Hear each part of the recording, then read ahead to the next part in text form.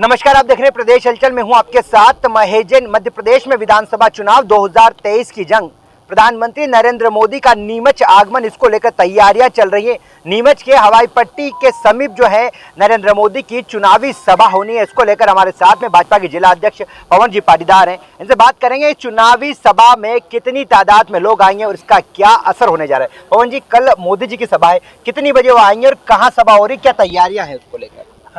प्रधानमंत्री नरेंद्र मोदी जी का आगमन 2 बजे का कार्यक्रम है और हवाई पट्टी जो हमारी हिंगोरिया हवाई पट्टी है उसके साइड में ही पटवा स्कूल से लगे हुए मैदान में है और लगभग 1.25 लाख से 1.5 लाख लोगों की उपस्थिति की संभावनाएं हैं और ज़्यादा लोग भी हो सकते हैं। क्या लगता है, चुनावी सभा हो रही है, चुनावी सभा में कितने लोग आएंगे और संख्या को लेकर क्या कहते हैं? संख्या को लेकर जो हमारा आकलन है उससे कई गुना ज़्यादा संख्या रहेगी क्योंकि लोगों में उत्साह है।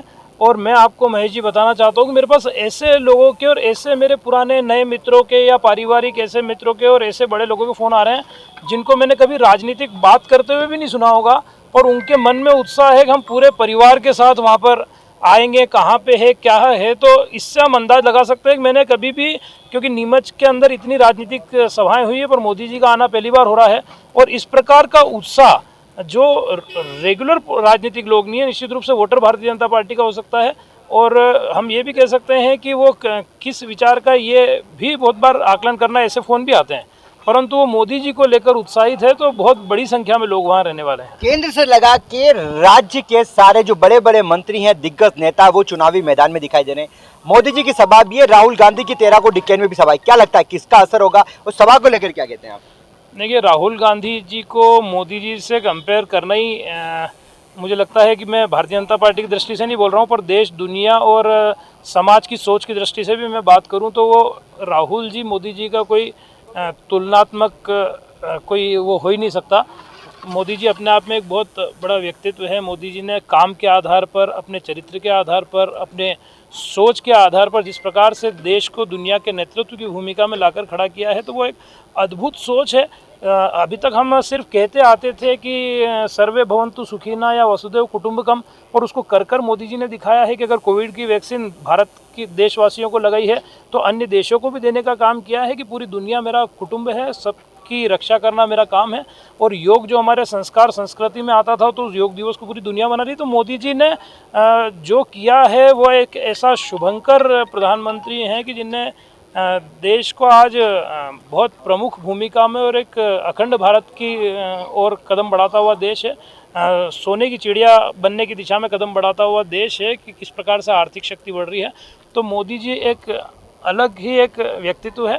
तो उनकी संख्या और राहुल जी की संख्या तो मुझे लगता है कि, क्योंकि मैं किसी भी नेता चाहे वो विपक्ष के हों, मैं कोई इस प्रकार की बात नहीं कहना चाहता हूँ, पर मोदी जी हैं। विपक्ष आरोप लगा रहा है कि कहीं न कहीं एमपी में सरकार बिगड़ती हुई दिखाई दे रही है भाजपा को। नीमच मंदसौर की बात करें तो सीटें जो है भाजपा हारने की कगार पे, इस डर के कारण मोदी से लगा के बड़े बड़े दिग्गज नेता और योगी जैसे नेताओं को लाना पड़ रहा है भाजपा को। देखिए, उनके पास नेता है नहीं क्योंकि उनके नेताओं ने काम किया नहीं है, और उन्होंने काम नहीं किया है इसलिए उनके नेताओं की स्वीकार्यता समाज जनता के अंदर है नहीं। तो जब उनके पास नेता है नहीं, उनका परिवार उनने खुद ने ही तोड़ मोड़ के, और सिर्फ व्यक्तिगत परिवार, क्योंकि कांग्रेस उनका परिवार नहीं, उनका परिवार है गांधी परिवार, तो उस गांधी परिवार की भेंट पूरी कांग्रेस को चढ़ा दिया है।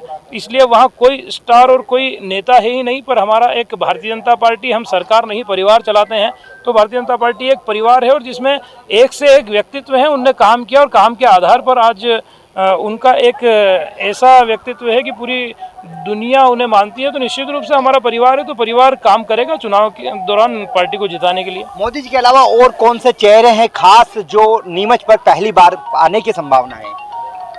देखिए, देखते हैं, पर योगी जी के आने की भी संभावना है। अभी तय कुछ नहीं है, पर हो सकता है कि योगी जी भी नीमच जिले में आएंगे। क्या लगता है इस बार एमपी में सरकार बनेगी और नीमच मंदसौर संसदीय क्षेत्र में 8 सीटों पर क्या परिणाम होंगे? नीमच जिले की 3 सीटें भारतीय जनता पार्टी जीतेगी और मध्य प्रदेश में बड़े बहुमत के साथ में भारतीय जनता पार्टी की सरकार बनेगी। जैसा कि हमारे साथ में भाजपा के जिला अध्यक्ष पवनजीत पाटीदार हमारे साथ में थे, जिन्होंने किस तरीके से मोदी की सभा को लेकर पूरी बात बताई। साथ साथ उन्होंने कहा कि इस बार ऐतिहासिक मतों के साथ भाजपा की फिर सरकार बनेगी। साथ ही साथ बता दें कि भाजपा की सरकार के साथ नीमच, मंदसौर और जावद तीनों सीटों पर भाजपा अपना परचम लहराएगा। देखना होगा कल की सभा में कितनी तादाद में लोग आते हैं और मध्य प्रदेश के विधानसभा चुनाव में किसकी सरकार बनती है और नीमच की तीनों सीटों पर कौन सी पार्टी अपना विजय का परचम लहराएगी।